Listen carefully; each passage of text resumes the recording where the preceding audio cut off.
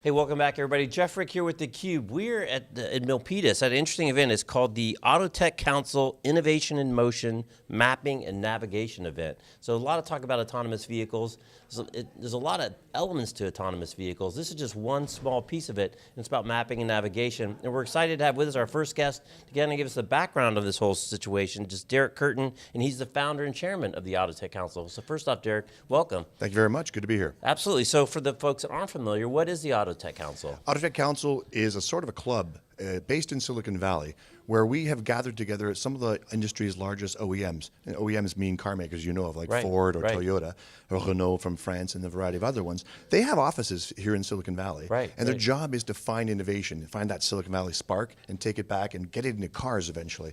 And so what we are able to do is gather them up, put them in a club, and route a whole bunch of Silicon Valley startups and startups from other places too in front of them in a sort of parade and say, these are some of the interesting technologies of the month. So did they reach out for you? Did you see an opportunity? Because obviously they've all got the innovation centers here. We were at the Ford launch of their innovation center. You see the taglines all around. I was there too, down Palo Alto and up and down the peninsula. So, you know, they're all here.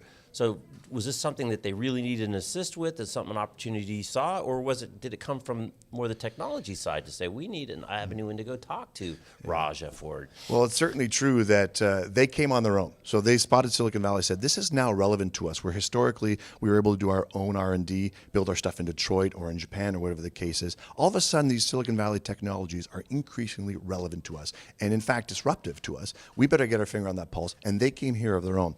At the time, we were already running something called the Telecom Council of Silicon Valley, where we're doing a similar thing for phone companies here. So we had the structure in place that we needed to translate that into the automotive industry and meet all those guys and say, listen, we can help you. We're going to be a great tool in your toolkit to work the Valley. Okay, and then specifically, what types of activities do you do with them to execute the vision? You know, it's interesting. When we launched this about 5 years ago, we were thinking, well, we have telecommunication background. We don't have the automotive skills, but we have the organizational skills. What turned out to be the case is they're not coming here, the car makers and the tier one vendors that sell to them. They're not coming here to study brake pad material science and things like that. They're coming to Silicon Valley to find the same stuff the phone companies did years ago, Silicon Valley stuff. You know, how does Facebook work in a car? How do all these sensors that we have in phones relate to automotive industry? Accelerometers are now much cheaper because of reaching economies of scale in phones. So how do we use those more effectively? Hey, GPS has reached scale economies. How do we put more GPS in cars? How do we provide mapping solutions? All of these things you'll see sound very familiar from that smartphone industry. And in fact, the thing that disrupts them, the thing that they're here for, that brought them here, out of defensive need to be here, is the fact that the smartphone itself was that disruptive factor inside the car. Right. So you have events like today. So give us a little story. What's today's event is called the Mapping and Navigation event. What are people who are not here? What's happening?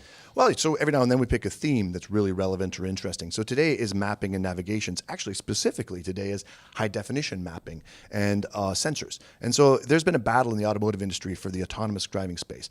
Hey, what will control an autonomous car? Will it be using a map that's stored in memory on board the car? It knows what the world looked like when they mapped it 6 months ago, say, and it follows along a pre-programmed route inside of that world, that 3D model world.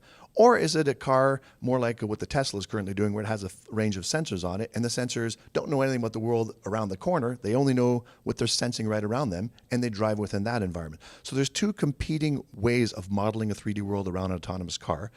And I think there was a battle looking backwards, which one is going to win? And I think the industry has come to terms with the fact the answer is both, more everything. And so today we're talking about both and how do we fuse those two and make better self-driving vehicles. So for the outsider looking in, I'm sure they go, wait, the mapping wars are over. Google Maps, what else is there, right? But then I see we've got TomTom and a bunch of names that we've seen, kind of pre-Google Maps, and shame on me, I said the same thing when Google came out with the search. I'm like, search engine wars are over. Who's Google? So it shows you what I know. Well, ultimately, I'm way ahead of you. But it's interesting. There's a lot of different angles to this beyond just the Google Map that you get on your phone. Well, I think MapQuest won everything. What do you do? You moved on from MapQuest. You print it out. You're good to go, right? Well, that's my wife still prints those out. There's people printing those out somewhere, burning through paper. Listen, the upshot is that that MapQuest is an interesting starting point. I mean, first it's these maps, folding maps we have in our car. That's the best thing we have. Then we moved to MapQuest era and $5,000 sat navs in some cars. And then you jumped forward to where Google had kind of dominated. They offered it for free. That was the disruptive factor. One of the things where people use their smartphones in the car instead of paying $5,000 for that car sat nav. And that was a long-running error that we have in very recent memory. But the fact of the matter is that when you talk about self-driving cars or autonomous vehicles, now you need a much higher level of detail than turn right in 400 feet. Right, That's great for a human who's driving the car, but for a computer driving the car, you need to know turn right in 400.0005 feet and adjust 1/4 inch to the left, please. So the level of detail required is much higher. And so companies like TomTom, like a variety of them that are making more high-level maps, Nokia's former company called Here is doing a good job, and then lots of car makers, lots of startups, and there's crowdsourced mapping out there as well. And the idea is, how do we get incredibly granular, high-detail maps that we can push into a car so that it has that reference of a 3D world that is extremely accurate? And then the next problem is, how do we keep those things up to date? Because when we mapped, when a car from, say, Nokia here is the name of the company now, drives down a street, does a very high-level resolution map with all the equipment you see on some of these cars, except for there was a construction zone when they mapped it, and the construction zone is now gone. Right, How do we update these things? So these are very important questions, and you want to have the answers correct and in the car stored well for that car to self-drive.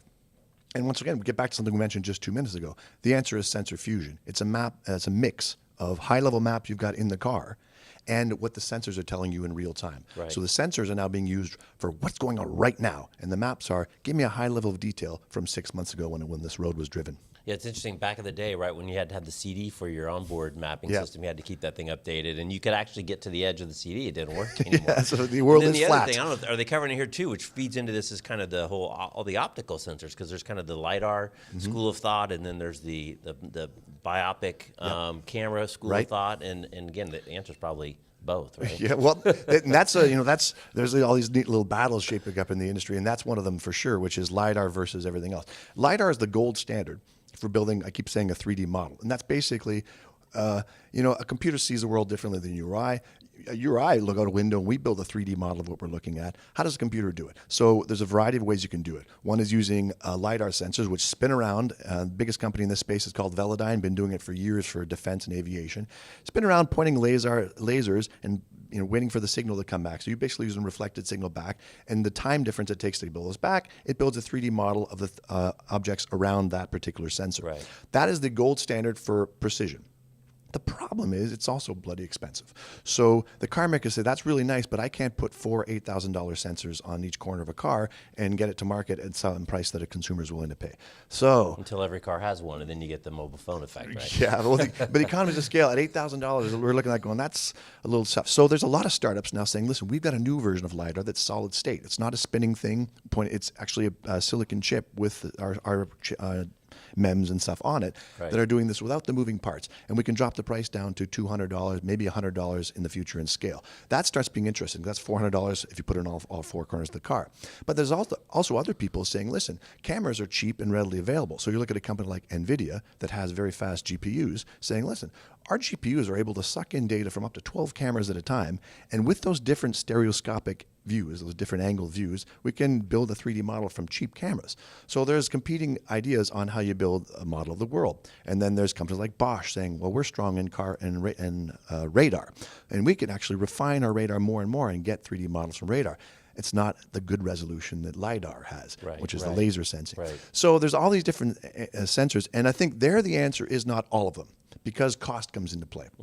So a car maker has to choose, well, we're going to use cameras and radar, or we're going to use LiDAR and high-definition maps. So they're going to pick from all of these different things that are used to build a high-definition 3D model of the world around the car, cost-effective, and successful and robust, can handle a few of the sensors being covered by snow, hopefully, and still provide a good idea of the world around them and safety. And so they're going to fuse these together and then let their autonomous driving intelligence ride on top of that 3D model and drive the car. Right. So it's interesting you brought up NVIDIA, and what's really fun, I think, about the autonomous vehicle and self-driving cars and the advances is it really plays off the kind of Moore's Law's impact on the three pillars of compute, right? Massive compute power to take the data from these sensors, massive amounts of data, whether it's in the pre-programmed map, whether you're pulling it off the sensors, you're pulling it off a GPS, Lord knows where, Wi-Fi, waypoints, I'm sure they're pulling all kinds of stuff. And then, of course, storage. You got to put that stuff, the networking, you got to worry about latency. Is it on the edge? Is it not on the edge? So there's really an interesting combination of technologies all bring to bear on how successfully your car navigates that exit ramp. You're spot on, and you're absolutely right. And that's one of the reasons I'm really bullish on self-driving cars, a lot more than the general industry analyst is. And you mentioned Moore's Law, and NVIDIA is taking advantage of that with their GPUs. So let's wrap everything you said into kind of a big answer. Big data and more data, yes, that's a huge factor in cars. Not only are cars going to take advantage of more and more data, high-definition maps are way more data than the MapQuest maps we printed out. So that's a massive amount of data the car needs to use. But then on the flip side, the car is producing massive amounts of data. I just talked about a whole range of sensors. I talked LiDAR, radar, cameras, et cetera, et cetera. That's producing data. And then there's all the telemetrics data. How's the car running? How's the engine performing? All those things. Car makers want that data. So there's massive amounts of data needing to flow both ways. Now you can do that at night over Wi-Fi cheaply. You can do it over an LTE. And we're looking at 5G radio standards, being able to enable more transfer of data between the cars and the cloud. So that's incredibly important.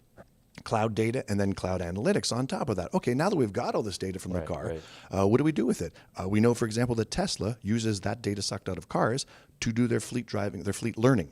So instead of teaching the cars how to drive from a programmer saying, if you see this, do that, they're taking the information out of the cars and saying, what are the situations these cars are seeing? How did our autonomous circuitry suggest the car responds? And how did the user override or control the car in that point? And then they can compare human driving with their algorithms and tweak their algorithms based on all that fleet driving. So there's a massive advantage in sucking data out of cars, massive advantage of pushing data to cars. And we're here at Kingston SanDisk right now today, so storage is interesting as well. Storage in the car, increasingly important for these big amount of data. And fast storage as well. High definition maps are beefy maps. So what do you do? Do you have that in the cloud and constantly stream it down to the car? What if you drive through a tunnel or you go out of cellular signal?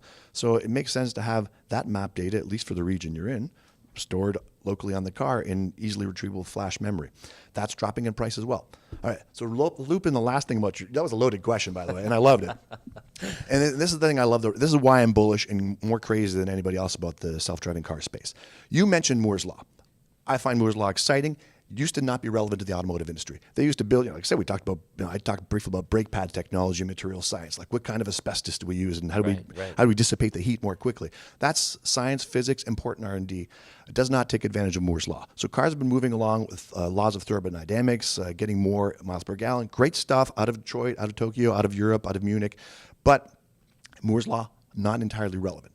All of a sudden, since very recently, Moore's Law is starting to apply to cars. So they've always had ECU computers, but they're getting more compute put in the car. Tesla has the NVIDIA processors built into the car. Many cars having stronger central compute systems put in. Okay, so all of a sudden now, Moore's Law is making cars more able to do the things that we need them to do. If we're talking about autonomous vehicles, couldn't happen without a huge central processing inside of cars. So Moore's Law applying now what it did before. So cars will move quicker than we thought. Next important point is that there's other exponential laws in technology. If people look up these other cool things, Kreider's law. So Kreider's law is a law about storage and the rapidly expanding performance of storage. So for each dollar spend, how many megabytes or gigabytes of storage do you get? Well, guess what? Turns out that's also exponential. And your question talked about, isn't big data important? Sure it is. That's why we can put so much into the cloud and so much locally into the car. Huge Kreider's law. Next one is Metcalfe's law. Metcalfe's law is a law of networking. And it states, basically, in its roughest form, the value of a network is valued to the square of the number of nodes in that network. So if I connect my car, great, that's awesome, but who does it talk to? Nobody.